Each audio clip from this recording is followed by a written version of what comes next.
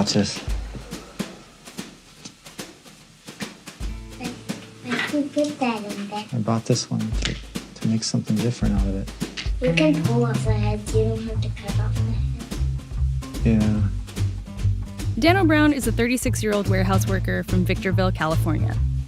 Over the past 3 years, he's made a name for himself online, selling unlicensed action figures of cult classic movies and internet memes that he makes out of old G.I. Joes and trashed Happy Meal toys. He's part of a growing community of bootleg toymakers, artists who make action figures of people and characters that don't typically get the official merch treatment.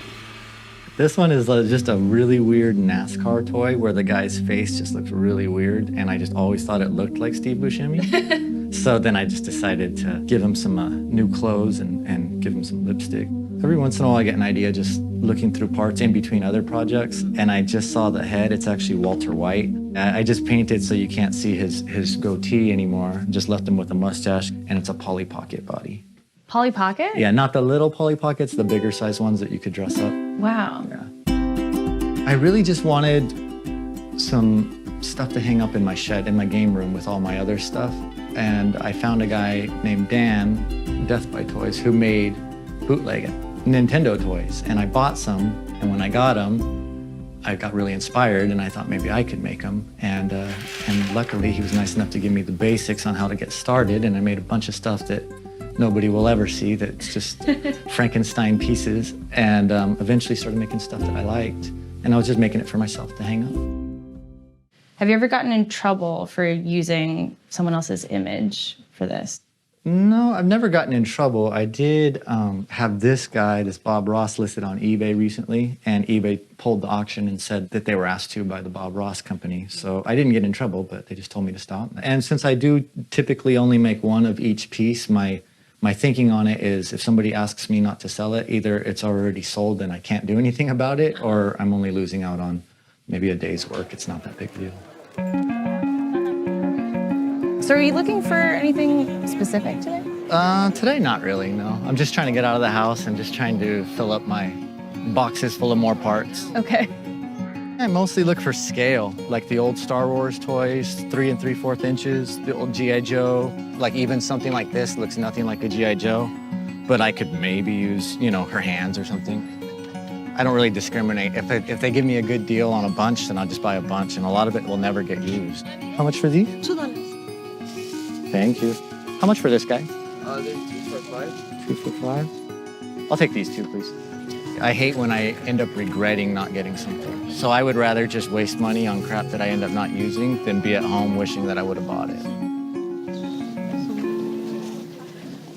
$7.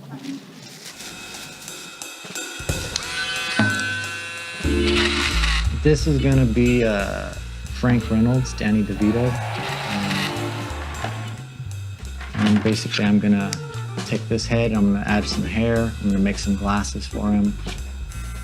And I'm gonna put on this body, make the skin match, and paint some clothes on. I'm gonna do another piece of later. Later? You're gonna go back to the iPad? And have a cookie.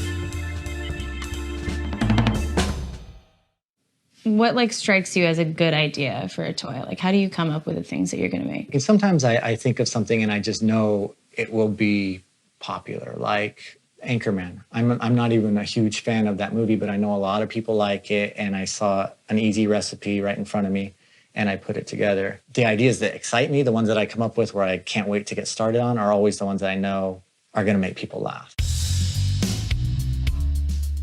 This is what sold yesterday. This is the Lebowski.